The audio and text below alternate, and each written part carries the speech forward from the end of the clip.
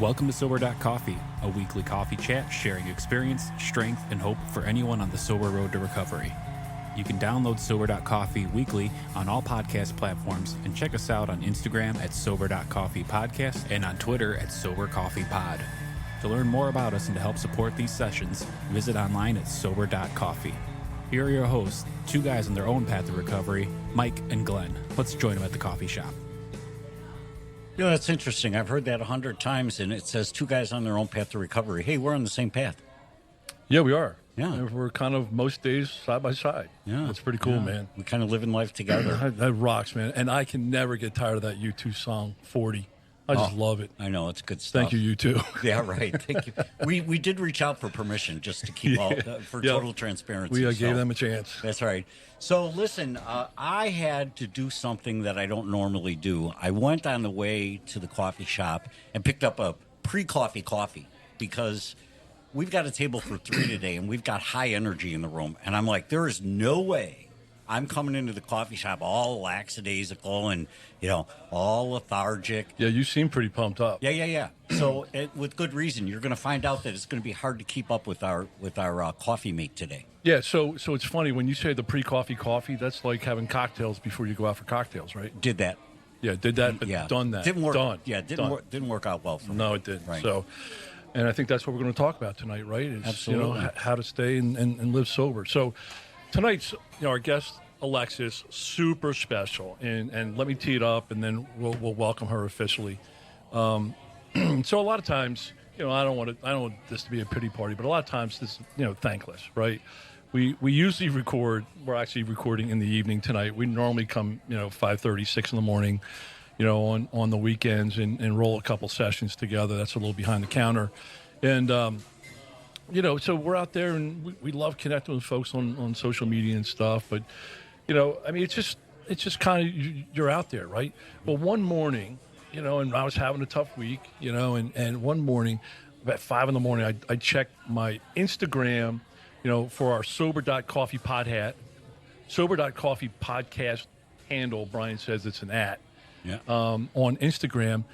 I get this message, and I listen to it, and it's a voice message over Instagram.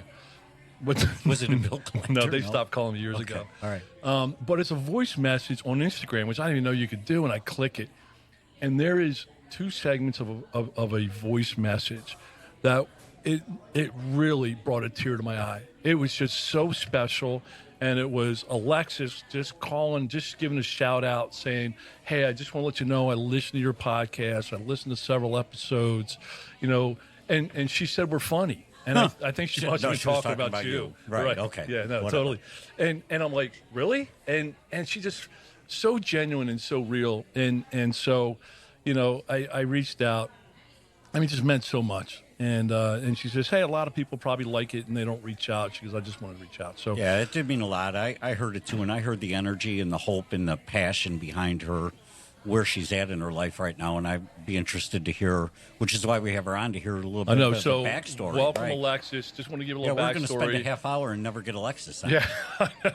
Well, that's usual. But we have an international reach now because Alexis is from Canada, from Vancouver. So, hey, welcome. Welcome, Alexis. Eh? I love it. I love your energy. I love you guys, and I think as someone in recovery, working in the recovery field, doing all the things that we do, it was really important for me when because it is a thankless job so often, and sometimes I think these people that do podcasts, I don't have a podcast, but I've been on some. It's like people listen, but there's no gratitude of, hey, thanks for taking all this time and putting all of this content out for people that are in sobriety, in recovery, sobriety curious, harm, whatever. It's so important. So yeah, I just wanted to say thank you. I was so grateful that you guys do it, and I do think you're funny. Well, you're the only one, so thank you for that, and thanks for jumping on with us tonight. Man, you're a rock star, really, and we've enjoyed connecting with you.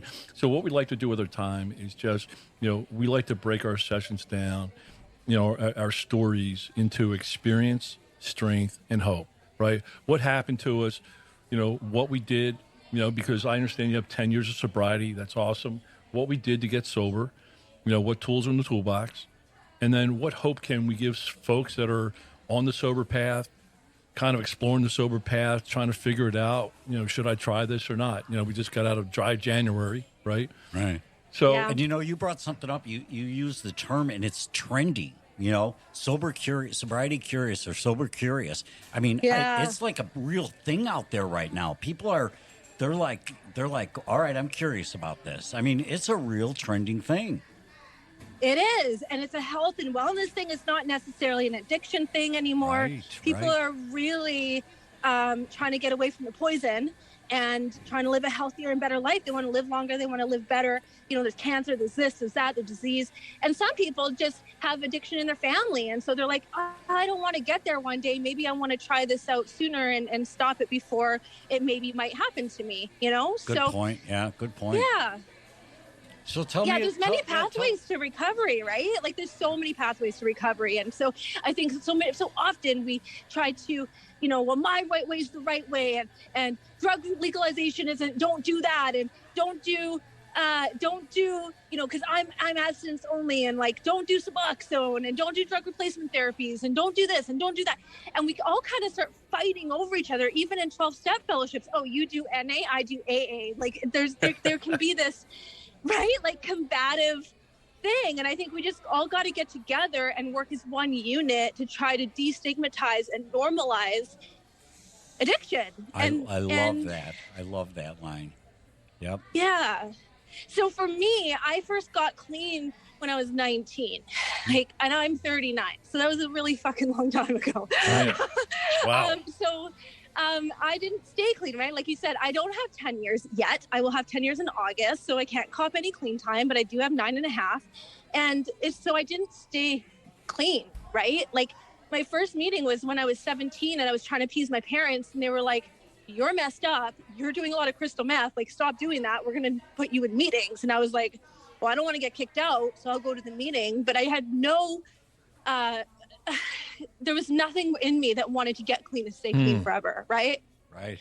So I went to this meeting, and it was an AA meeting, and I walk in, and there's all these old fuckers smoking at a table, and I was like, oh, you gotta be kidding me. I'm not into this at all. And they're all trying to save me. I think one of them I think one of those old fuckers was Mikey. Yeah, I've become that person. Totally, but no, you are so Mikey. right. You're so right. I mean, you were like a round peg in a square hole. It's like, what?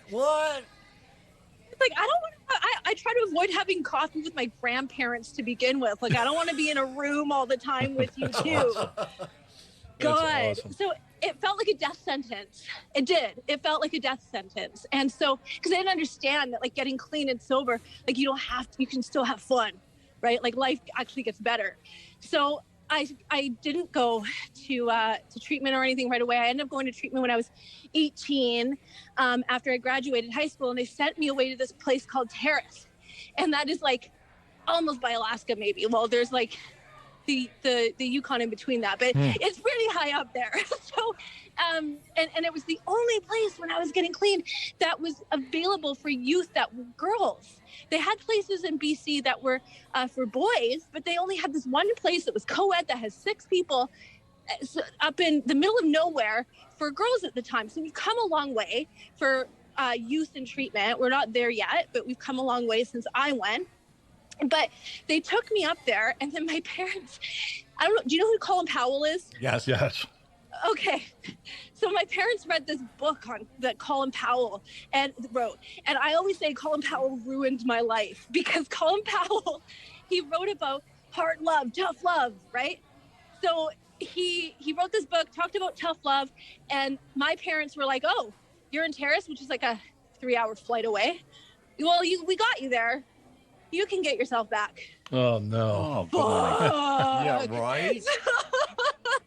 So that is I tough went love. and got it, you know what I mean? So, and they had to do it. I had another sister, right? And it didn't take me long to relapse. Like, I wasn't invested anyways. So I found a local bar called Hanky Panky's, and I lied about, yeah, and it had a pink neon awning and it played country music on Wednesdays. And I got a job there. I lied about my age. I got a job there and I started serving. And I was like, this is fucking great. I met the local drug dealer that lived in the trailer park. I just moved right in there. And life sort of went on its way. Now, what happened, and I believe that the universe, source, God, whatever the fuck you want to call it, I don't care, intervenes for us in certain times, right? So my drug dealer phoned my dad and said, you got to get this crazy girl out of here. Wait, your drug dealer turned you in? Turned me into phone my dad said he kept trying to like limit how much drugs I was using all those drugs. He's like, you need out of here. You need to go. So he phoned my dad and I ended up going to treatment. So it took me 6 plane rides to come down to Vancouver. And I missed 6 plane rides. And finally I ended up showing up and getting there. And I thought I was going home. Like I thought my parents were going to take me home. It was going to be great. Life was going to be fun. It was going to be awesome, right? I was back in Vancouver. I was going to phone my friends. No, they had me right on a ferry to go back to treatment. And I was 19 now, right? So now there was a plethora of options if you're private pay. And they were private pay, thank God, because, I don't know if you guys have that issue in the States, but it's still happening here. If you're private pay, you get in right away. If you're government funded, you wait months. Right. And if you're it's hard to in wait between, months for addiction issues. Oh my God. Like, it's like you have that moment of clarity. I want to get clean. I want to get better. I want to get sober. The time is now. And then, oh yeah, well, 3 months from now, like what the fuck? Right. Like, what do you mean 3 months from now, right? So then what bridges that? And then if you're middle class, what are you supposed to do? You can't get government funded. You can't pay for 40 grand of treatment. What do? You sell your cars, you put another mortgage on your house, you beg, borrow, and steal from family members everywhere, going broke, hoping that this one chance is gonna maybe fix your loved one. Like, it's crazy. It's crazy. There needs to be treatment on demand. But thank God my parents had the money to send me. So they sent me to treatment and I got kicked out. It was co-ed. I met a boy and I got kicked out for fraternizing. And then at 3 months clean, I went into another recovery house in Vancouver and I stayed there for almost a year. And I went to meetings. And here's what happened. I had a friend of mine from high school. This is another like God shot or whatever you want to call it. I had a friend of mine who I went into a meeting and he was there and he went to high school with me. He had more clean time than me. And he was like, hey, there's this youth program in New Westminster and there's NA meetings and there's like half of them. There's like 150 people at these meetings on a regular day and half of them are under 25. You should come. And that saved my life because I found people that were same age, like wanted to do crazy stuff. Like we would go like bowling and then like do weird stuff to other people that I don't know, like pranks and whatever. There's nothing weirder than bowling. So sober bowling. Yeah.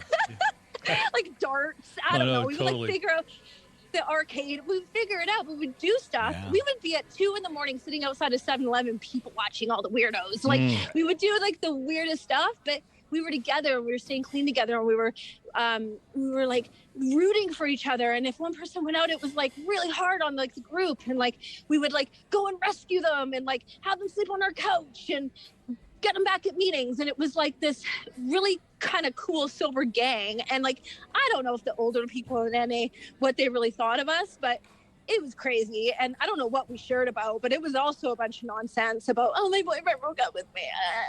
But it was fun. And so I ended up staying clean for a really long time.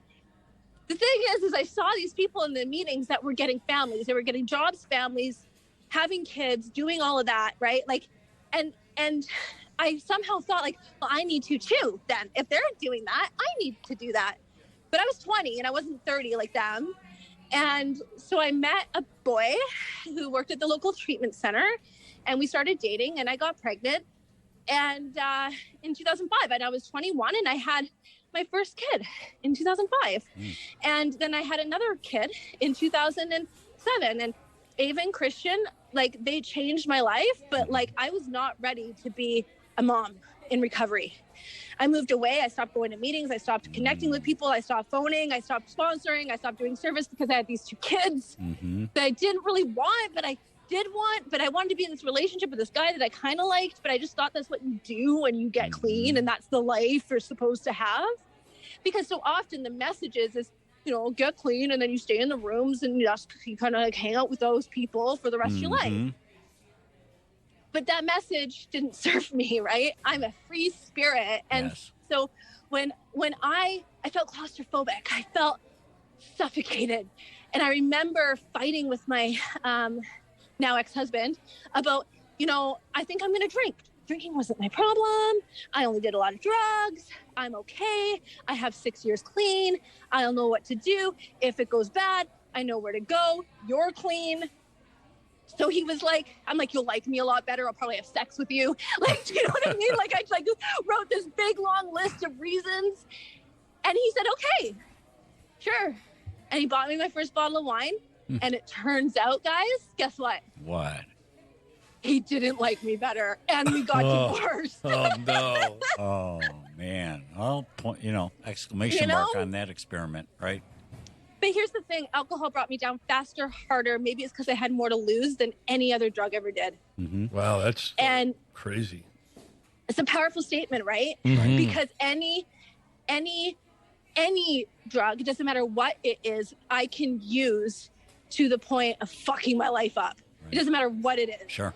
So, and I've done it with finances clean. I've done it with shopping. I've done it with social media. I've done it with the whole relationships. It doesn't matter what it is because it's not a substance problem. It's a me problem. Right. So so I went out for a long time and those kids really suffered. And, I would show up randomly and I went and got a job serving because that's what I knew how to do. And I got fired from my insurance job for fraud. And I did all of the things that I said I would never do. And then a friend of mine from AA said, hey, my dad's not doing so well. He's he lives in Squamish. It's a 45-minute drive. Will you come and see him with me? I said, yeah, for sure. And that was a setup. It was like, Dad's fine. We went in a car. It was a 45-minute drive there, 45-minute drive back with him just screaming at me about how much of an idiot I am and how much of a fuck up I am and how my kids are suffering and how, all the things. And at the end of it, he didn't drop me off at my house. He dropped me off at a meeting where the people who I had been in NA and AA with before were there waiting for me. And by the grace of God, I stayed. I relapsed at 6 months. For a day, and then I came back. And so August 5th, 2012 was my clean date. Wow. What a journey. What a story. I pulled so many things out of there. Oh, I know, me too. The one key thing, and it's something that Mike and I remind ourselves and we talk about a lot, is we don't do this alone, we do it together. And back, when you were starting, you ran with your gang, your sober gang, and you guys, did it together. And then another key point, which I remind myself, at some point you stop doing all the shit, right? You stop doing the meetings, you stop sponsoring, you stop doing all that. And then all of a sudden, a relapse comes down the road. And I love how you put alcohol brought me down harder and lower than any other drug could. I heard Eric Clapton in an interview, and he obviously, as people understand, he's had, he's a rock star in the 60s, 70s, and he had a drug and alcohol problem, but basically had a drug problem and then an alcohol problem, very much like Alexis' story. And he made the comment, exactly what Alexis said. It was harder for him to quit alcohol than it was to quit heroin. Wow. Oh, yeah, because you can't just pull out heroin at a bar and be like, oh, I'm just going to shoot this up. Don't worry about it. Yeah, right. Do you want to shoot some up too? You can't just it's not a recreational thing. When I use drugs, I use those drugs alone. Right. When I drink, typically at the beginning, I'm drinking with other people and it's fun, right? So that connection piece that got me clean and helped keep me clean, and it really I felt connected to other people when I was drinking, and so then I just hung out with them more, right? So it was harder for me to drink because I didn't feel alone. I didn't feel like shamed. Everybody drank. Right. It wasn't a thing, right? There wasn't that same shame around it. So it was harder for me to quit alcohol than anything else. No, I love that. So how are things for you today? You know, I love Yeah. I love how you put it. You say, hey, I don't have 10 years yet. I can't cop clean time. I've never heard that before. And I I'm love going to that. steal that Yeah, from you. right. That's rocking. So how are things for you today? Give us some hope of how things can be. You know, life is perfect today, right? Everything's great. No, man. And you're Come on. involved in the space too, right? I mean, Yeah, so tell us what you're up to. Tell us how things are today. Yeah. Tell us what you're Sure. working on. Yeah. Okay. So here's the thing. When I first got clean, I didn't do the steps. I didn't do the step for 3 years. And what I did is I jumped into another relationship and I had 2 more kids. I got married after 6 weeks of knowing the guy. Like, if that's not a mental health breakdown, I don't know what is. So I ended up having this marriage and these 2 kids and then breaking up with him. And then he started using while we were together. And then I couldn't leave because of codependency and not knowing if I could do it on my own. And like, I've always been taking care of a man, which is why I got in that relationship in the first place, because it was my dad. Then it was the first husband. Now it was the second husband. It was the drug dealer. It was this guy. It was that guy. I didn't think I could do it on my own. So I was so scared to leave. Do you guys have CPS, like Child Protective Services? Right. All right. So they came in. I'm 3 years clean. They go, you need to leave him. He's using heroin in your house with your kids and you're pregnant and with your second kid. And I said, I can't go. So I just rented another apartment, furnished it, made it look like I lived there. And every time they would come visit, they would visit me there. Well, the one time I'm with him while he's high at the house with the kids, they come there. I got my kids taken away clean at 3 years clean. Oh. And I'll tell you what, that is the best thing that ever happened to me. That is the best thing that ever happened to me. It's the best thing that ever happened to my kids. It's the best thing that ever happened to my ex. It's the best thing that ever happened to me because we divorced, right? I was forced to learn how to do this thing on my own without having to blame anyone else or lean on anyone else. It was me. I went and got the therapy that I actually really needed, like the CBT and the DBT and all those therapies that I needed to get, that I just didn't think I needed because I could just do the 12 steps and really heal the trauma and then get my kids back. A year later, it took a year, and my daughter, youngest daughter, who's born on my birthday, and she's named after, her name's Alexandria, and she came 2 months early, and I don't know what the reason for that was, but she was born on my birthday. She chose that day, and she's like I was like, I'm fighting to get that kid back. Like, there was nothing more painful than being sober, having your kid taken away from you in the delivery room. So Oh my gosh. for me, it was like, and I had 2 members of the program who I had known since I was 20 or 19, holding my hand through that. Like, we show up for each other no matter what. And so I did all the things for a year, and I got, I had visits and this and that. And then I had moments where I was screaming at the social worker that she was this, that, and whatever. And then I would come back together. And after a year, I really, like, God, source, universe, whatever, gave me this space without kids to really heal. And now I have the best relationship with my second ex-husband. One good relationship with an ex is good, right? We're still working on the first ex, but but my second ex-husband helps me tremendously. I suffer from severe rheumatoid arthritis, so there are days where I can't move. He comes over and helps me. My kids are all with me. We do week on, week off. They all come at 1 week. They all go at another week. And I also believe that God did that for me, because if I was a single mom of 4 children on my own all the time, I would hate being a mom and I would resent it. And then who knows if I would use again. Right. But what it's given me is a whole week to, like, go to meetings and hang out and do service and sit on, committees and work my ass off and do all the things and then miss them. And then the week after, be a really great mom for a week and then do it all over again. I'm a recovery coach. I believe that the recovery coach industry is severely lacking. I do have the education to be a counselor, but I also believe there's a separation there, that if we call it a coach and we come at it from that point of view, that we're doing it together. It's not me and him. So I am a recovery coach. I started a charity called Recovery Kids. So what we do is we give presents to parents who are in treatment at Christmas. so that they don't feel like they have to leave treatment, and it helps like sort of alleviate. So you provide Yeah. Christmases for kids whose parents are in treatment during the holidays. Yeah. That's is amazing. Yeah, so we helped 500 kids this year. Holy Wow. smokes. And we've been doing it since 2013, and we get wish lists. So this one kid this year, let me talk about so this 17, I get so stoked on this. This one kid, 17 years old, he asks for an engineering calculator because his parents can't afford it to give it to him, and he wants to be an engineer, and he's in high school. And I was like, oh, like $80.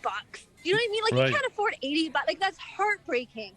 So we phoned the treatment center that they're at, and I go, hey, like, what's going on? Do they have a computer?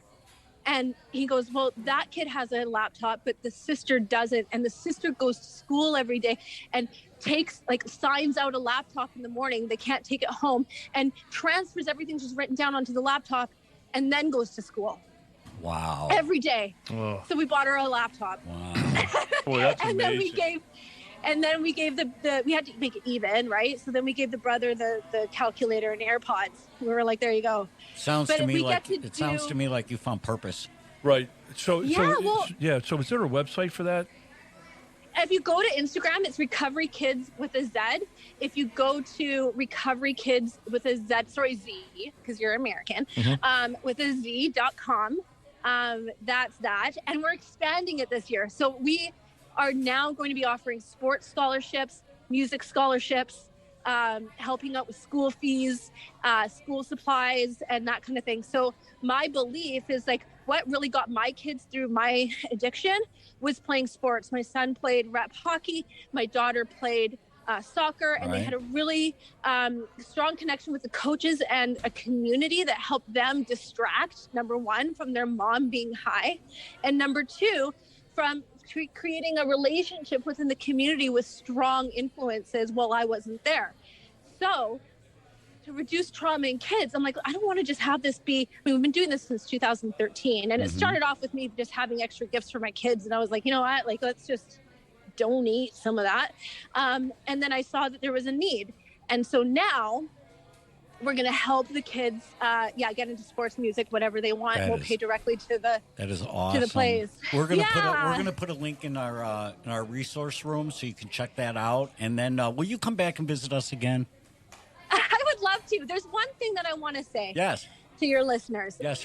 Because like donating to my donation, whatever, that's great.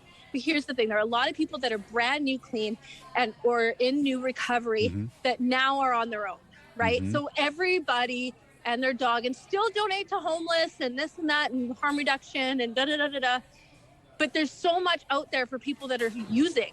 Right. But there's not much out there. It's like all of a sudden, I know my experience was I got clean, and then it was like, okay, pull up your boot socks and go to work. Now you're a member of society. Get it going. That's right. And it was really difficult. Yeah. So like, just consider that like maybe instead of donating to a homeless shelter or something, which still obviously needs that, maybe consider phoning a recovery house or phoning somewhere and say, hey, like, does your extended program need anything? Is there anyone who just moved out with a kid that might need some new clothes that I have and like that my kids have just grown out of? Like, just think about it. That's awesome. That's great. Love it. That's great. Alexis, it's been great. Yeah, you absolutely rock. What a sparkle. You helped us on that early morning with your voice message, and man, what a powerful time tonight. Thank you so much for jumping on. Thanks for sharing a message of hope that gets better on the other side. Oh, thank you. Thank you for doing all that you do. All right, Come back Alexis. again. Okay, All sounds right, good. Thanks. Bye-bye now. Bye. Thanks for joining us for today's coffee chat. To contact the show, email us at podcast@sober.coffee. If you need immediate help, the AA hotline is 800-839-1686. The National Suicide Prevention Hotline is 800-273-8255. Remember, Mike and Glenn are sharing their own journey on the path to recovery. Any suggestions, medical or otherwise, are their own experiences and should not be viewed as professional advice. See you next week, and remember, there is a solution.